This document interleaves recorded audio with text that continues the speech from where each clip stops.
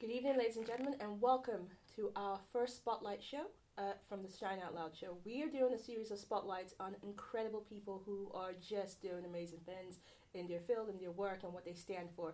And to set us off on the right track, our first Spotlight guest is a father, an actor, a geek aficionado. I'm going to say that with a little pause because we've had some discussions, I'm not too sure. But he's also, most importantly, an activist. I have the pleasure of sitting down with the incredible David Monteith. Hey, how you doing? Hi, how are you? I'm very good. I'm glad to be here. So, like I said, you are many things to so many people, but it seems to be that your primary title that you enjoy most is father. I do. I've got, it's difficult. People often say to me, how many children have you got? And I always pause. And they go, well, don't you know? Have you had a few there? And I'm like, when I tell you why I'm pausing, you're going to go, oh, I'm really sorry. But I'm pausing because I have had 3 children, but I have 2. So my eldest, Alana, is 5, nearly 6. My youngest, Kira, is 1, nearly 2.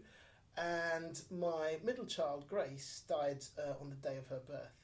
So I always say, like, in fact, I have all of their fingerprints around my neck hair. Oh. And what I love about this is that because it's indented, if I put my finger in it there, I feel like I'm holding hands with Grace. You know, I can't do that in real life. That's what I've got for my middle child, Grace. So yeah, I'm a father of 3 girls. I only make girls. So, you only make girls. And by the looks of it, you make very pretty girls. And, yes, I do. And girls who are so awesome. Especially ones that like to go to bed with hammers. But we will come back to that. So... I don't know if that's your influence or your wife's influence, but we will come back to they're crazy. They're not right. They're not right. Yeah, but the apple, and there's a saying, apple not falling far from tree. Well, you know, my oldest daughter, she's on top of everything. She has to be on top of things. And she's climbing everything. And one day I was in the kitchen talking to my wife, and I said, what is with that girl? Why is she on top of everything? And my wife just looked at me and said, have you seen yourself? And I was standing on a stool. And I was just standing there and chatting. She goes, why are you up there? I don't even know. I'm just... So I was right, apple and tree situation. Yeah, okay, so fine. Suddenly it makes sense. All right, so we'll come back. We'll come back to all of that because let's start with the actor. Now, as a black man in the UK and an actor in the UK, how has it been for you? It's interesting. So when I decided... So I'd worked in the social sector for like 20, 25 years. I'd worked I've been a youth worker, I'd worked with homeless people, I'd worked with antisocial behaviour. My final stint was to work with people with drugs and alcohol problems, and I got to a point where I needed to move on. And I started doing some acting classes, and around that time I started growing my dreads as well. Mm-hmm. Oh, no, I'd already started, I had them for several years already. And so when I started to get to the point I was getting auditions, they were always, the amount of Rastafarian musicians I got auditions for, or drug dealers, and it's that classic thing, and you think, it's not really real. It was so real, and every time I went for an audition, I want to go for an audition for diverse, but I'm seeing the same guy. You get to know people because you're seeing the same guys going for the same parts all the time, and I don't know, it kind of got really tiring, and there's a point where 15 years later, after 15 years of dreads, I decided to cut them off for a variety of reasons. One of the things I wanted to see was, would it make a difference to the kind of auditions I was getting? Not really. There was just no longer Rastafarian musicians. They were just musicians now. And I think the worst one I ever had was an audition for a guy who worked in a hospital reception.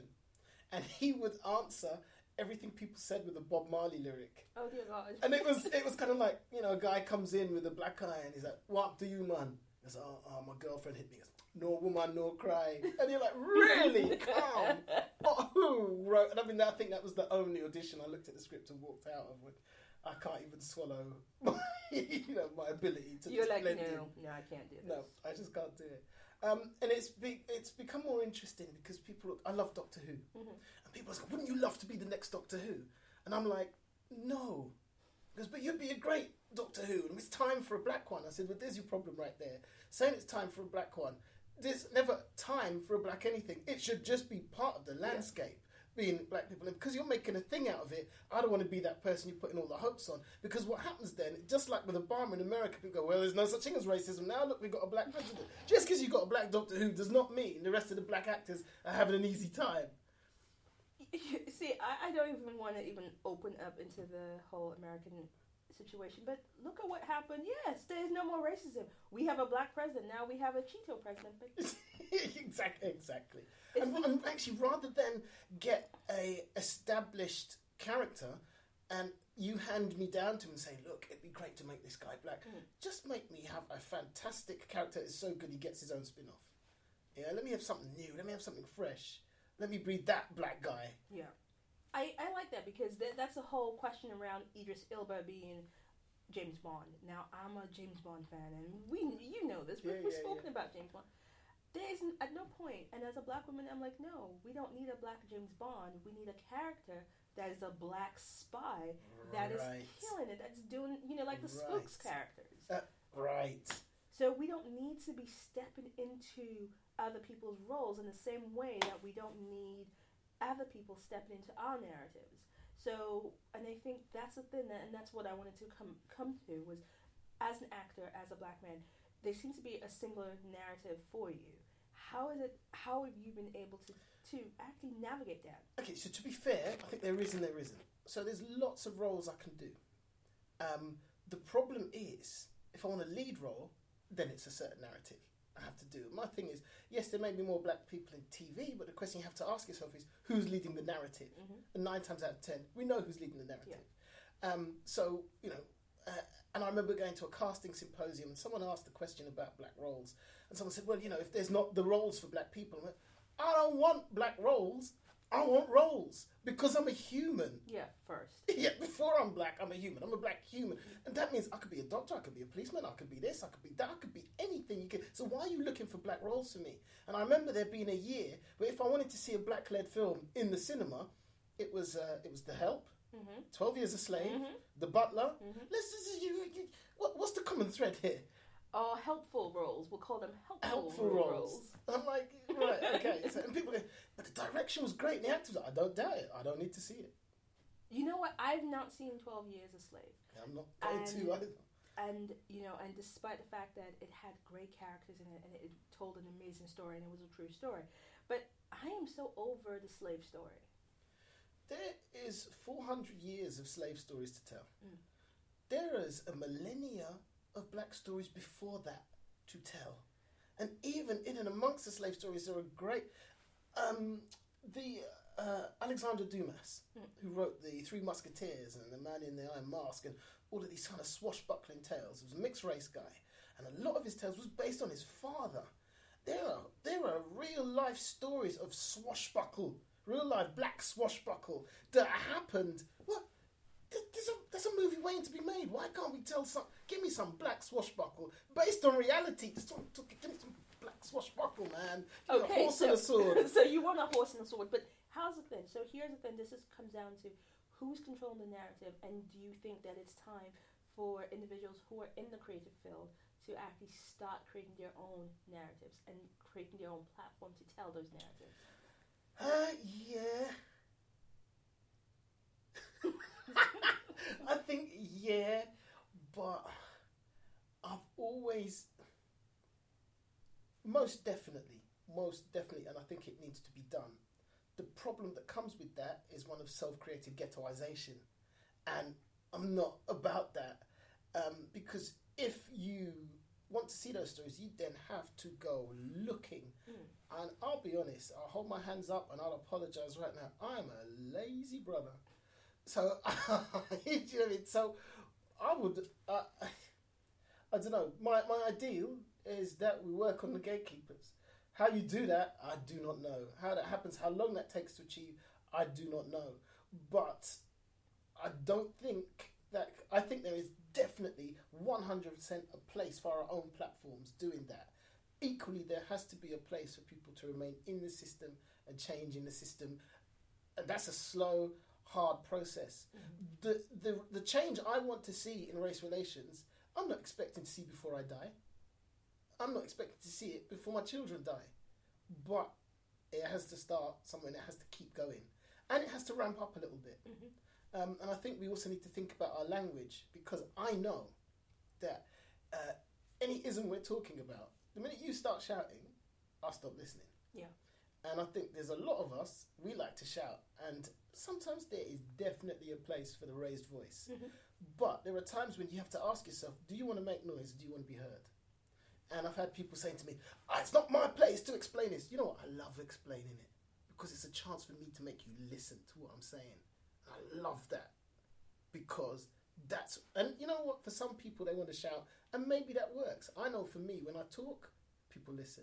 So I'm going to keep talking rather than shouting. And you know what? I think that's actually a great segue, because not only do you talk, you actually do it right now for a living, and you do a lot of speaking, you teach as well. But your points that you now take on and talk about and shout about is actually around stillbirth. Mm. So at the very beginning, you mentioned that you were a father of 3, but you have 2 daughters who are living. You lost your daughter Grace the day she was meant to be born. Mm-hmm. And I read your story, and I cannot begin to fathom what you and your wife went through. I cannot begin to fathom what you and your wife went through. But in fact, let me allow you to tell Grace's story. So we got pregnant with Grace, and we went through the whole pregnancy, and it was a good pregnancy. It was textbook, it was by the book, everything was low risk, it was great. We went over date, but that was no biggie, because our first daughter was 3. We call it post date now, because it's only 4% of women actually give birth on their due dates. So what use? It's a marker, but it's not huge use. Mm-hmm. And I think there are other countries whose due dates are 2 weeks after ours, and other countries where it's 3. So that really, what does it mean? So we weren't worried. We wanted to make sure everything's safe, and if we're happy, we do that. And we do our research. We know what we're talking about. So we had this fantastic day. It was a really brilliant family day with our older daughter, and so we went to bed, woke up in the morning, my wife's waters had broken. Called the midwife, she turned up 3 hours later, all standard, and the midwife I was doing something with Alana, and the midwife was searching for the heartbeat. And I thought, we've done this quite a few times now, why is she still looking? It's been a while. So I kind of packed my daughter off, we have an au pair, and packed her off, and just came back in and said, can't find the heartbeat, the babies sometimes get into awkward positions, let's go to the hospital and have a scan.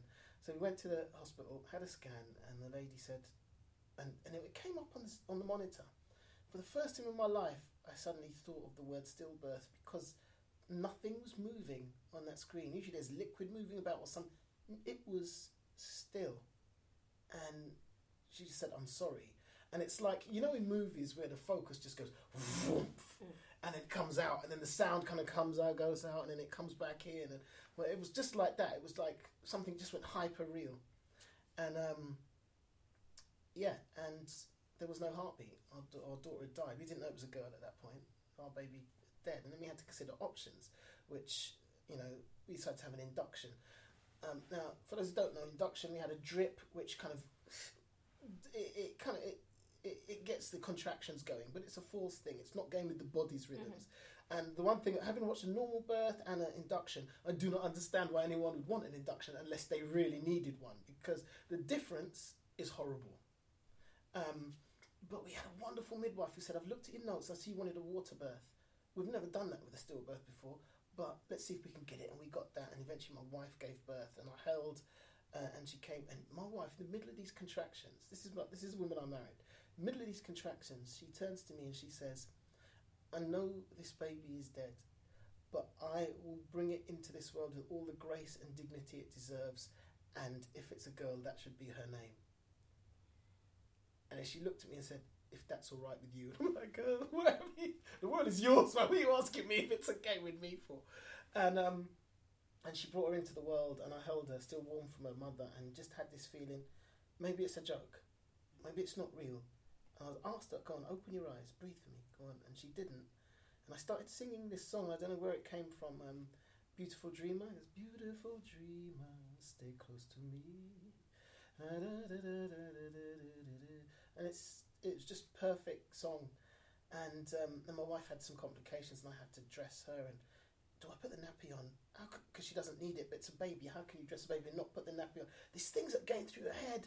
And then we did that, and then I attended my wife, and then we got to spend a night with Grace in the hospital, and then we had to start thinking about funerals.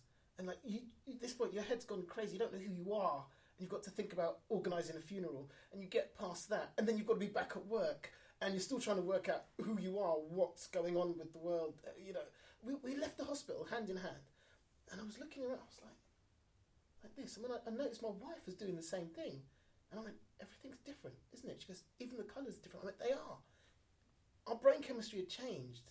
This trauma had changed everything, and we were new people. And I look back at pictures of those people, and I look, oh, bless their naivety, bless their innocence. I don't really recognise those people.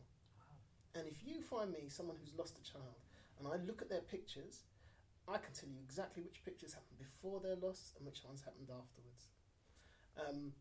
And I talk now, and I talk from a place of. So there's a couple of places I talk from. One I'm angry about, and I will shout, but I'll always come back to make sure you listen and you've heard. But I get angry because by the time you go to bed tonight, 16 women will have lost their children. No, they won't have lost their children. Their children will have died, will have been stillborn, every single day in this first world developed country. And it's far worse in America. And we are nowhere near the top of the league tables when it comes to stillbirths. We are way down. For a developed country, we're way down.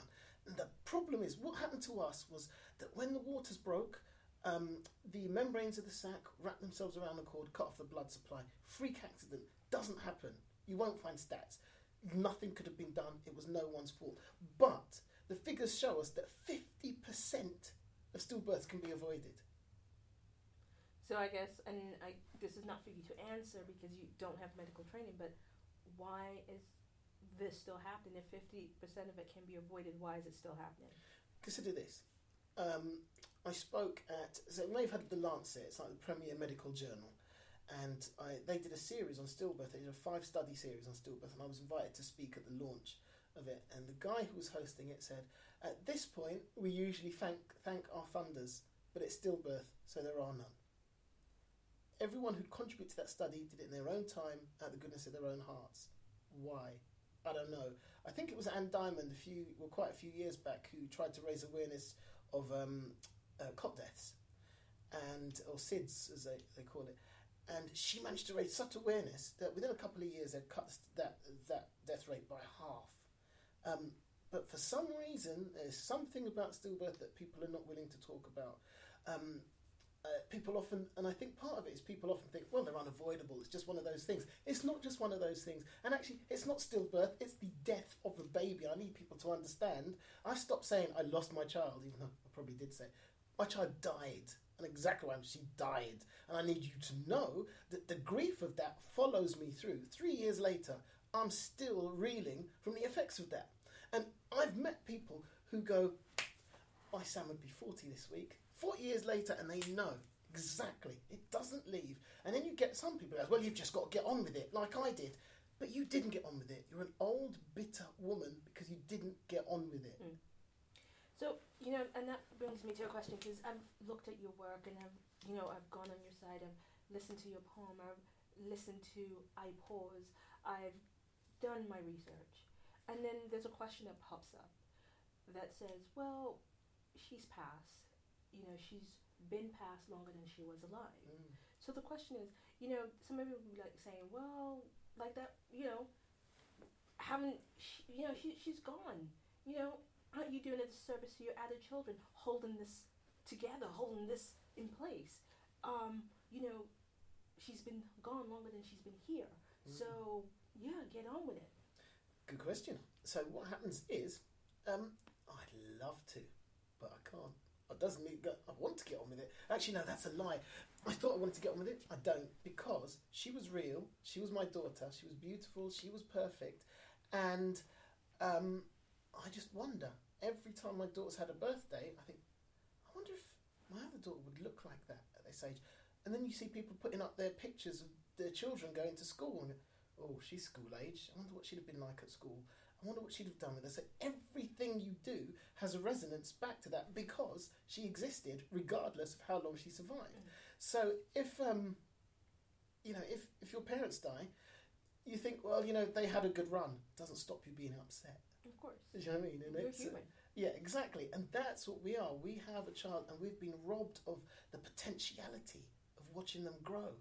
And our arms are itching because we were geared up for parenthood. We were geared up to hug and to hold and to love. And suddenly we've gone, and that itch doesn't go away. So I had my third child, Kira, and that has placated our itch for a baby, but it hasn't placated our itch for Grace, because she would have been her own child. Should have been someone different. Even having another one, that's not a replacement because it can't. She's a different thing. And also what's hard, you look at Kira and you think she's beautiful, she's wonderful, I love her, and I don't put my care for my living children aside in my grief for my dead child. But how do I deal with the fact that this child I love more than life itself wouldn't exist if my other child hadn't died? And I've got to marry those things in my head. Wow. and That's live a with question. that. That's a question, and I think that's not even a question I want to even begin to fathom an answer for. I've no idea. I've got no idea how to answer that. David, to be quite honest, I find you a very extraordinary man. I'll take that. I find you, your wife, very extraordinary. I find your first daughter incredible because she sounds like she's just a very odd and weird and wonderful little girl. So actually, the other day she sat there like this and she went, "Daddy, would you be a dear and pass me the pink pen?" Who talks like that? Your child. Yeah. Not in my ass, you don't know. It's like... She slept with a hammer. Please explain this. Let's switch lanes for a moment. Okay. Your child slept with a hammer. Yeah, she needed comfort, right? So I took her to a comic convention, and there was some guy dressed up as a Stab-O-Matic 5000 robot, and she freaked. She was in tears. She was so scared. She wouldn't let go of me. And as it was walking past, I went, "Don't look, sweetheart, don't look." And she was like, she pushed my hand off her head. And I realised what she was doing was she wanted to know where it was. She wanted to keep track of it. And then I got a friend who's an artist called Ian, and he does a comic called Marine Man. And he had a poster and he signed it for her and gave it to her. She held on to that like it was protection. And we got home, we put Marine Man up over her bed. And I've got a Dalek, it's about this big. And she put the Dalek there to protect her. She went to bed with a hammer and decided that she was wanted a roll of wrapping paper and a plug. I have no idea. You ask me to explain something I cannot. She forsook her teddy bear with the hammer. She's like, "Listen, the teddy bear didn't sign up for this life. It can't protect me, so I need something a little bit more intense." Whereas a psychopathic murdering Dalek who was just straight up in the street helped her go to sleep. I find the stories that you shared about your family really incredible, and the fact that you also included this 3-year-old girl, because she was 3 at the time, in the process of grieving.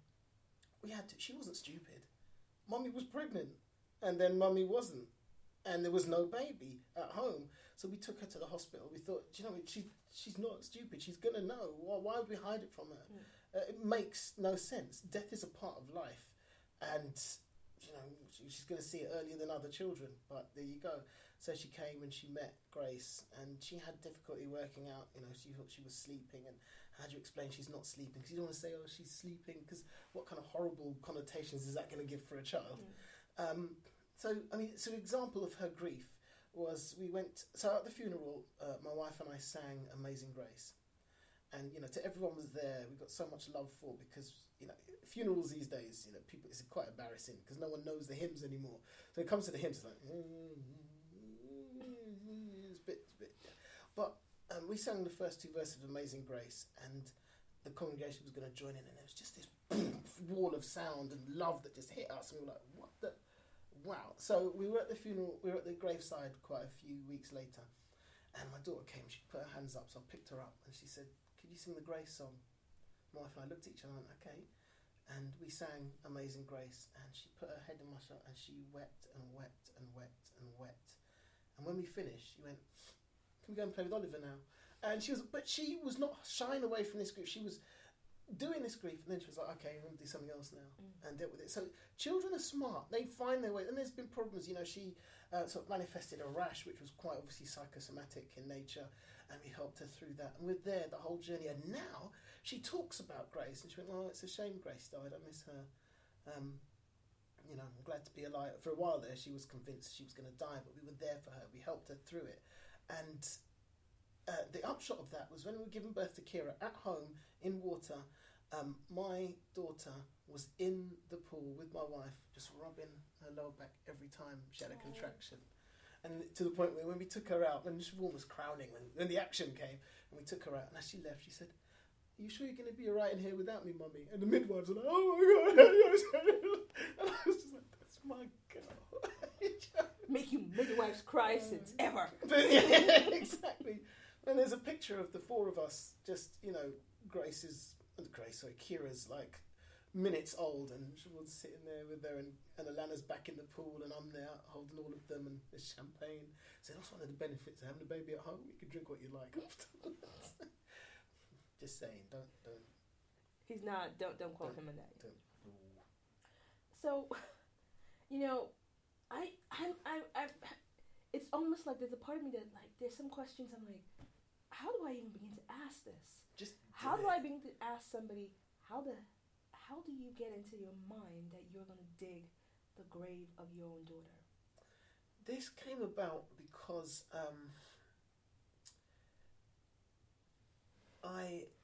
it's a very black thing. Well, it's a Jamaican thing. Other nations could tell me if it's a black thing, but once at a funeral, we cover in the grave. And there's something about being that viscerally involved, which feels quite important. And having watched my wife suffer, go through pain and ache to give birth to this child, and I can relate to her mentally, not completely because it wasn't my body, but I can relate to her mentally as far as that goes. But physically, I had no analogue for that, and it wasn't enough for me. And I was sitting there thinking, I want to ache and feel pain like my wife did. I know I can never do it like my wife did, but what's the nearest I can approximate that? And I thought, I want to dig my own daughter's grave because that would be painful mentally and physically. And you know what?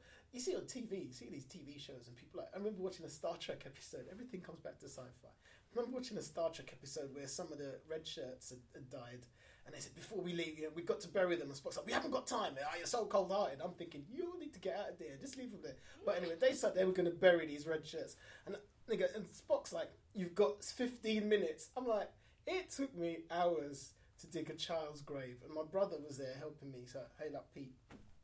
And, Pete, bless him, he's a man for getting a job done. So he's like, "Right, let's go." And 5 minutes later, it's like, okay. It's like, this was hard work. And I'm glad it was hard because I needed that. And I think in the same way, a lot of people who've been in our position, they will go and get tattoos. And there's something about the pain of a tattoo which has, a certain amount of redemption in it, I guess. And for me, that was that. Just to approximate something of what my wife had been through. Wow. You see, that in itself is not something I can even begin to wrap my head. So as you say, from a perspective now, my heritage is, my parents are Nigerian. In Nigeria and Africa, I can speak for West Africa, parents do not bury the children. Okay. So what you did culturally, from my perspective, you did what? You actually physically got in. Let me tell you, the people who own the thing, they weren't too keen on me doing it, but I wasn't taking no for an answer. That was my daughter, and I was going to provide for her because there's not that much I can provide for her that I can do. And I decided I was carrying her down the aisle at the church myself on my own. We had this white wicker, sort of ecologically friendly sort of coffin, which we had her in. And it's small enough I can carry it. And I was like, that's what I'm going to do on my own. Because one day I was hoping to walk her down the aisle. This is all I can do. I'm going to do what I can for my daughter while I've got her. and everything I've done since is to do something for my daughter. Everything's in her name. It's to give her a legacy. Do you know how thousands of people know my daughter's name? And so they should. And but there's also something about being a man as well, because I often talk about the fact that what the patriarchy has done has given us the wrong definition of male strength. I was going to come into that because that's a whole different section, because I was because the whole thing about not only from my perspective of going back to Africa, like, oh no, parents don't bury their kids, so there's a detachment there, and men don't cry, and men don't publicly cry that they've lost their child. Men are not meant to feel pain. It's a stillbirth. She'll get over it. Men are not meant to be standing out in public talking about my daughter died at birth. So and that's from the perspective of, okay, we'll say that's, what's happening on the continent. But here, there's a perception of black men. There's a perception of what black men are meant to be. Mm. There's the idea of the tough, ever hard, very low emotional intelligence, or as my friend put it, an emotional pygmy, incapable of articulating a feeling if it came up and smacked them. This is the perception that we have of men going round, and here you are doing something totally out of character of this idea of what maleness is supposed to be. See, it's amazing to me because people keep telling me that. Okay, see me, I'm a big man, you understand? I'm a big man. I mean, I got to deal with things like a big man. I'm a big man, I fit. And back in the room. So, it's always amazing to me is, I know who I am. Yeah, why am I going to deny who I am because you tell me I should be a certain way? I ain't going to do it. I'm a man with emotions. And let me tell you a story. So I'm walking along the road. This is shortly after Grace had died. I'm walking along the road and I've got my earphones in and my iPhone is on shuffle. And what just pops in is a song from Frozen. Yeah? Not because it's not on my phone for me. Yeah, it's for my daughter. It's not for me. That's what you tell yourself. Okay, yeah. I'm telling everybody else as well. So it was a duet. It goes, I've been searching my whole life to find my own place. And maybe it's the party talking, or the chocolate fondue, but with you, I'll find. So that's playing. I just, I can't help it because I was singing that with my daughter, and we were singing it. So I'm walking around singing that. And them big green things that the BT engineers kind of go in and they're doing the work. So it's one of them. I'm walking past. I can see it now. And I'm walking past it, and I just went bang, smacked this thing and bruised my knuckles. And I went, I am so angry, and I didn't even know it. I'm an emotionally intelligent man. I know who I am. I know myself. I consider myself quite stable, fairly well balanced. Not every man can say that. Now, if that's rolling around inside me, how else is that going to express itself with someone who doesn't know themselves that well or is told that they can't show emotion? Let me tell you, just because you ain't showing emotion doesn't mean there is emotion. And if it's got nowhere to go, trust me, it's going to come out somewhere. And it's not going to be pretty. So you'll need to get that out before you hurt somebody, including the people you love the most. And the other thing that happens while you're being strong for your woman is that she's sitting there crying, thinking, why am I the only one crying? Now, you may be crying inside. What good is that to anybody? The woman's sitting there going, I'm crying alone. I must be strange. I must be odd. I feel alone. I feel isolated. So not only are you not being good for yourself, you're not being good for the person you're purporting to be strong for. What kind of foolishness is that? Well, how else do we begin to answer that? Yeah, that's a good question. What kind of foolishness is that? And let me tell you another story. So I'm in DC, Washington DC, speaking at a march, and I'm talking about this whole thing of male strength and what it really is. And afterwards, there's quite a few people come to talk to me. There's a couple there, and this couple come up to me. I turn and I say hello, and the man just grabs me, puts his head in my chest, and cries for 3 minutes. And his wife says, our son died 6 months ago, and he hasn't really talked about it since. But this stuff was there. This stuff, what's going to happen to you if you don't get it out? Do you know what I mean? If you eat toxic food, it will come out in your skin. It will come out in your digestive habits. You'll be sitting on the toilet much longer than any man needs to. Things have a way of coming out the wrong way if you don't get them out the right way. The same is true for emotions. So you'll need to deal with that, or you're going to get some kind of mental dysfunction. It's going to be a breakdown. It's going to be a breakdown. Of some sort. Yeah. And so what you see, so there's a group called Daddies with Angels on Facebook, and it's for dads who have lost children, whose children have died. And you will see angry men, broken men, and they're expressing it in this private arena, and it's brilliant for that. And it's good for men to see other men going, you know what? I ain't afraid. And if you think I ain't a man, step to me. You know what I mean? So...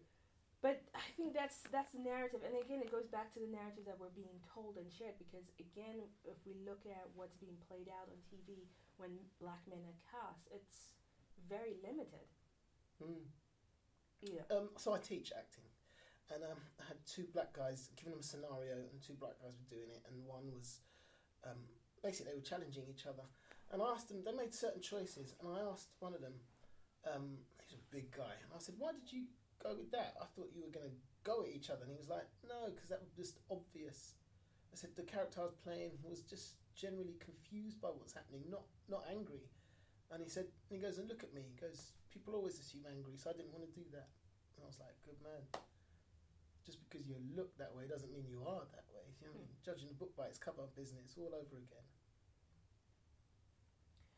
Well, I mean, I think that is something I think will wrap back to how we're telling our own stories and how we choose to be represented. So I think that's something that it's not a conversation we can unwrap here, and now this is something we'll have to come back to. And I know we're swinging around in different ends of your conversation and dipping in, because we can only afford to dip in right now because you were so complex and deep, and there's a lot of stuff about you. I'm liking this. And you're also 8.5, which we established. Yeah. Yeah. But you're also a geek, and a proud geek, aren't you? So proud. Right. No, see, I love my science fiction. I love my comic books. I love whatever. Now, me and my best friend, Barry Nugent, what up, B?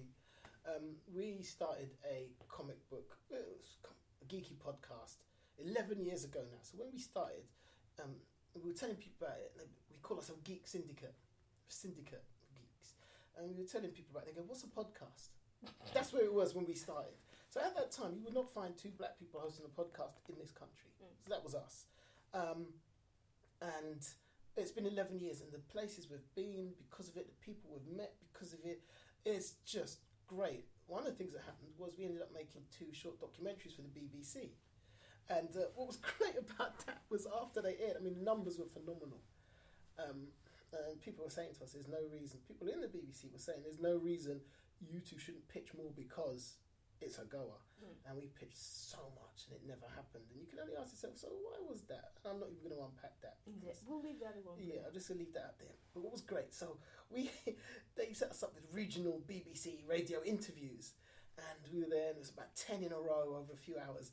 And they were asking us some odd questions. The PR guy was with us, and he was listening. I could see his face slowly going. He was a white guy. I could see his face slowly going.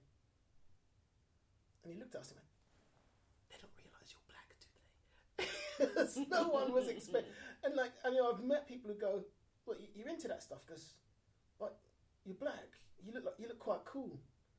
I'm like, and then people go, "And what about women? You have many women at these things." I'm like, "Bro, you are missing a trick." I mean, I go to these conventions, it's 50-50 these days.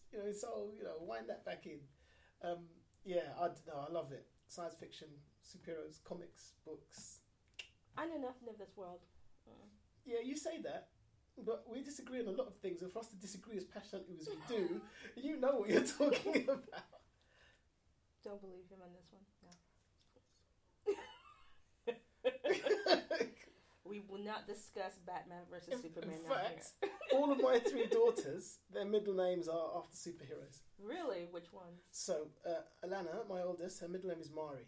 Mari is the civilian name for Vixen, who is the first black DC superheroine to have her own title. Oh. Is that the one, Vixen with the short hair? Yeah. Except on the live-action TV version, she becomes kind of cookie-cutter black attractive person who was meant to be from Africa and whose accent is so far removed from anything vaguely African that... You mean the same accent that Storm had? Yeah. Yeah, exactly. So, I mean, don't even get me. I was just like, she's from Zambezi. And she sounds like she's from... Brooklyn? Yeah, okay. something. I'm like, oh man, you had no. So here's my problem. So my girls are mixed race, biracial, whatever the term is these days. I just can't keep up. So they are what they are, and they're so very pale. In fact, when Kira was born, I went to the park. I had her in a sling, and this little girl said, "Have you got a baby in there?" And I was like, "Yeah. Would you like to see her?" She went, "Yes, please." She looked at her for a minute. She said, "Why is she white?" And I looked at it. I was wondering the same damn thing. So I have a mixed race, but what they do, they have hair. They have hair which is kind of very, very curly. My problem is, you watch TV, you watch Disney. They're not seeing anything that reflects their hair type, and their idea of beauty is being shaped by these Disney princesses. They can't possibly hope to compete with. And even the black one, Tiana, whatever her name is basically a white girl coloured in. Yeah, and I'm like, you're not helping me. You're making my life difficult here. What was my point? We were talking about... superheroes. Yeah. So that's where my point was. With Vixen, they had a chance to do something different. This is a great character, and they just blew it. I think there is an opportunity that more will come. I mean, they have the Black Panther movie coming, which, there's great expectations there. Great expectations. We pray, please, people, if we have to sacrifice to the ancestors, don't screw this up. Yeah. Amen. But, there's great expectations. And I think, if we even unpack the superhero analogies and things like that, I mean, for me, Uhura was the first black woman on TV that was not someone's maid, not someone's secretary, not someone's something. She was smart, she was accomplished, and she spoke every language known to mankind, and some that aren't, because I think she spoke Klingon too. Yeah, she was on it. I mean, she was. You wanted to grow up and be her, until you actually saw the kiss between her and William Shatner. You're like, I'm not about that. That was the most uncomfortable kiss of humankind. But it was progressive. It was the first of its kind. Someone's got to blaze a trail. Yeah, I'm glad it was her. You're talking about a country which up to a couple of years ago had a Cheerios advert, I think it was, with mixed race. People lost their minds. People lost their mind. Is it seriously? It was that deep. You're messed up, man. It was that deep. But you know what? So you have the Geek Syndicate. You've done the mini documentaries, and that's not your only documentary. You did a documentary called The Last Slave. Yeah. So this was on Channel 4 in 2007, which was the bicentennial of the abolition of the slave trade. Not slavery, but the trade. And it was called The Last Slave because my great-great-great-grandfather was sold into slavery at the age of 10 in what is now called Nigeria. And he was Igbo. And he spent 38 years a slave. No, he didn't. He spent 38 years as an enslaved person. And he bought his freedom for £50. So to put that in perspective, when he then went to work for the church and was earning £11 a year. So that shows what kind of effort and mindset he had to get where he was. In fact, I got married in the church that he served in 200 years later. And so we did this documentary in which we followed his path. We went to Nigeria and then we went to Jamaica and we explored things around the way. And it's a documentary that I'm proud of. If I had made it now, understanding how TV works and understanding the process of things better and actually understanding how I could have made my voice clearer, I think it would be a very different documentary than it was. And it was very interesting because the amount of people that took so many positives from it, and there was an equal amount of people, black people, who were really, really, really down on it for some good reasons and for some ridiculous reasons. But trying to navigate that area afterwards was really hard and a really big learning curve for me as well. Okay. And where can we find it? You can't. Really? Yeah. Why not? Exactly. Something to do with licensing, not some nonsense. Right. So we cannot get to see this product.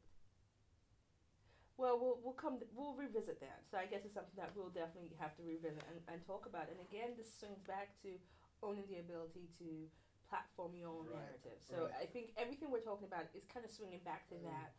You know, there's a platform that we need to own, and there's a platform that you have, and you have different platforms at the moment. And I think the one for you that right now stands out most is that of a father and an activist. Yeah. And you know, David, it's incredible because I'm sitting here and I'm talking to you and I'm thinking, wow, because it's just really not much to be said. I mean, you stand up every day and talk about the loss, or let me say it properly, the death of your daughter. Yeah. You stand up every day and you're actually educating those who are medical professionals on handling death of babies. Mm. I mean, recently you did something at Bradford for the midwives, and you and I watched that, and you were educating professionals. It's I think what happens with so there's a lot of academics who are brilliant, and what they do is fantastic, but sometimes I think it's easy to forget that behind every number is someone in pieces. And essentially I could just turn up and go, I'm really upset, and my job's done because I'm representing that face that you've kind of forgotten. So that's one part of what I do. The other part's really interesting. So of all the trainings I've done, I've only been to one that there have been doctors and consultants at. And one of them said in their evaluation, I wasn't going to come because I didn't think there was anything I could learn from this. But having been here, I'm going to change the way I practice. And unfortunately, that's something we see a lot of. And I'm not going to go and besmirch the name of all doctors and consultants. That would be a foolish thing to do. But there is a very general thing that they don't feel like that they need that extra training. Unfortunately, from our experience, the figures and stuff that doctors use to convince you of certain things are not complete. And they're not giving you the controls that go with that. And it's a very unscientific way of presenting information to mothers and so on. So a lot of stuff I'm just not going to take from you unless you present it properly. Show me you know your science, or because I know what I'm talking about. But the other thing, and this is what's incredible. Remember that figure, 16 a day. Yeah, this is happening too in this nation. And yet the average, according to SANS, the national charity that covers this kind of thing, the average training in a midwife's career for bereavement is 1 hour. Wow. That does not seem to be right or should equate. And midwives and those people in the caring professions, they mitigate our grief. They have the chance to mitigate our trauma, to make it, to make something terrible as best as it can be, or to make it worse. You cannot, if you're in a caring profession, and I'm so sorry to say this, you cannot be okay at your job. You're either good or you're rubbish. There's no two ways about it. So you all need to decide which one you are now. Is that a burden? Yes, it is. But you're wearing that crown. You have to carry the weight of it. Because you can destroy us, or you can, and people in those positions will stay in our hearts forever for one reason or another. Make sure it's the right reason. Do you have any questions about what we talked about today, about death of a child? Reach out to David. Reach out to him. He will have some questions and some answers for you, and he will know. And some places to signpost you towards as well. Okay. Well, with that, David, I say thank you for being on the show. Thank you for being here, and I can't wait to get you back because I have a feeling that we need to, unpack sci-fi. We got a Batman discussion there. Just needs resolving. Well, Superman wins. It's really that simple. So, Tonight punch. It's out. It's out. I'm just gonna go. That, people, was our spotlight interview with the incredible father, activist, actor, teacher, geek, aficionado, child, and just all-around good guy. David Monteith. If you want to discover more about him, stop by our website, shineoutloud.tv, where you find out more details about him. And if you want to find out about the work that he's doing, look for him online. David, just very quickly, where can they find your work? Well, start with Facebook because that's probably easiest. My name's David Monteith and I have absolutely no privacy settings whatsoever. We also have a YouTube channel. My wife and I are starting a charity called Grace in Action. You can find that at graceinAction.info.org. No, it's graceinAction.org.uk. graceinAction.org.uk. So, I really want to thank you for being here today. We are done. This is our spotlight session done. And I want to thank my incredible guest, father, activist, actor, teacher, speaker. The man is an all-around good guy. I want to thank David Monteith for being here today, and thank you. Thank you. It's been a pleasure. You're so welcome.